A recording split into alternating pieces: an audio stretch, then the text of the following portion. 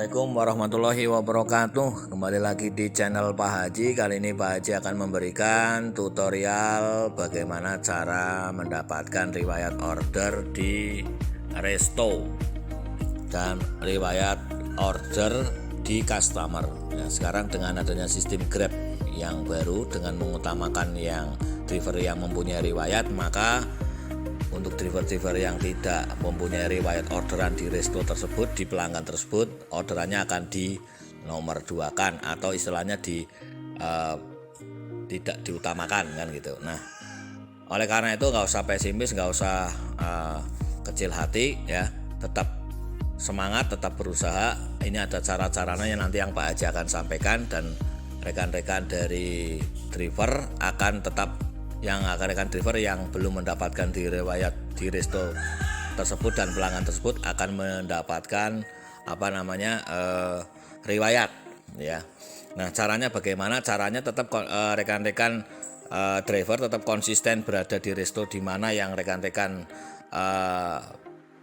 driver belum ada riwayat, nongkrong di seputar situ.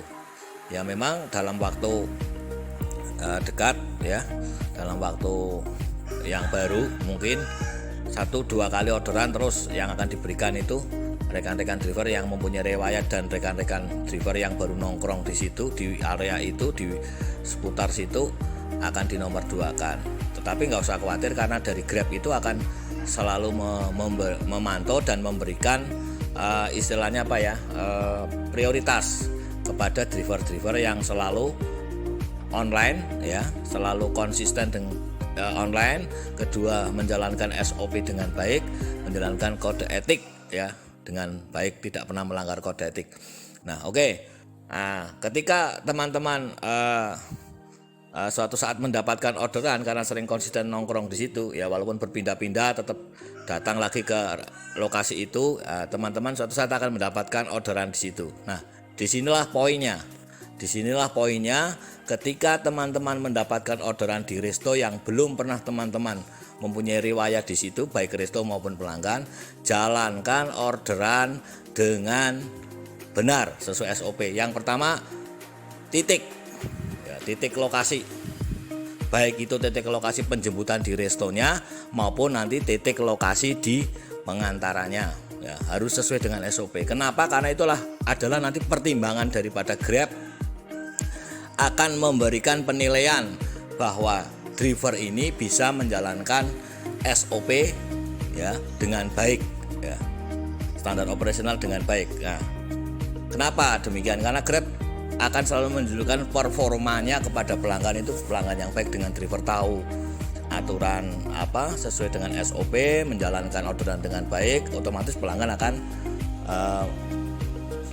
memberikan respon kepuasan kepada pelanggan. Nah, ini pada saat saudara mendapat orderan, ini salah satu contoh ya, mendapatkan orderan di salah satu resto, sudah jalankan di titik resto ya, sampai ke titik resto, saya sudah sampai di resto, jalankan sesuai dengan itu, dengan perintah-perintah yang ada di aplikasi ya, sudah sampai, terus mulai foto nota dan segala macam sudah selesai, jalankan. Nah itu. Nah, sebelum menjalankan itu, teman-teman perlu berkonfirmasi dulu kepada pelanggan, terutama masalah pesanannya ya.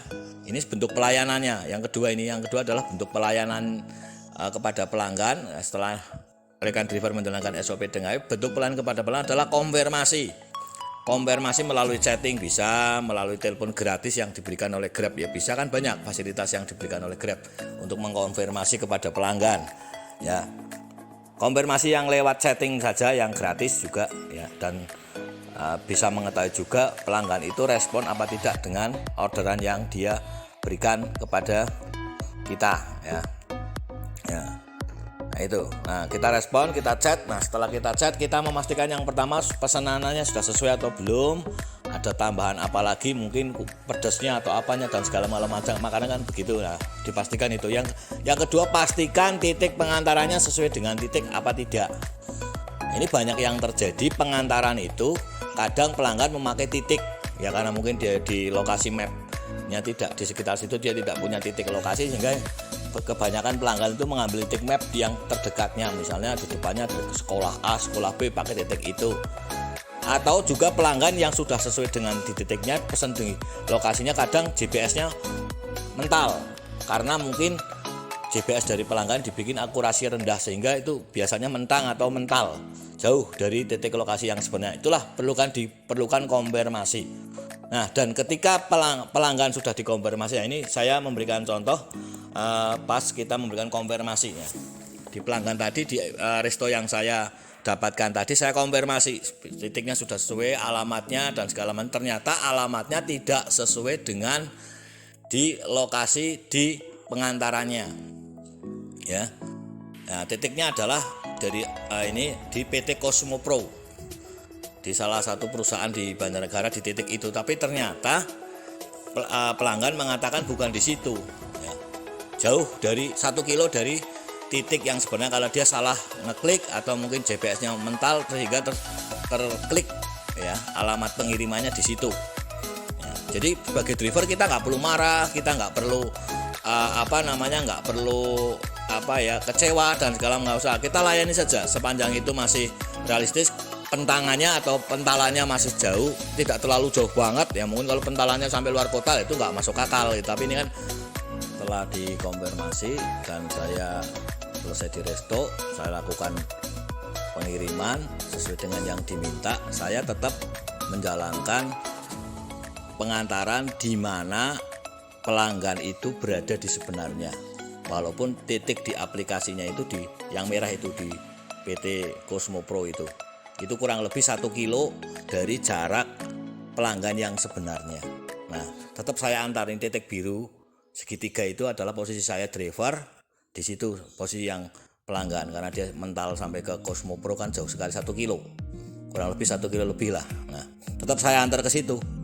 Tetapi pada saat saya mengantar di situ ya,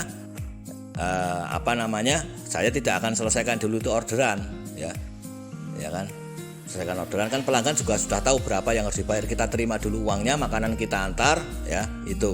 Nah, satu sisi itu performa bagi driver adalah pelayanan ya, tidak perlu marah-marah, tetap kita layani tadi sesuai dengan kita chattingan tadi dengan pelanggan, bahwa pelanggan di mana, oke nggak apa-apa, diantar nggak apa-apa. Nah, jangan sampai wah kok kenapa sih mbak titiknya salah, jangan sampai marah-marah. Nah, ini adalah suatu penilaian driver, dan ya pelanggan biasalah nanti kan mesti pelanggan ya akan meminta maaf, konfirmasi, mas maaf ya saya salah titik apa dan segala macam gitu. Kita jelaskan saja, oh ya nggak apa-apa, lain waktu kalau pesan ya disampaikan, edukasi lah kepada pelanggan, pesan dipastikan titiknya benar. Kalau titiknya salah, driver juga yang akan repot, yang akan menyelesaikan sampai ke titiknya, karena kalau tidak sesuai dengan titik, risiko bagi driver itu sangat terasa sekali.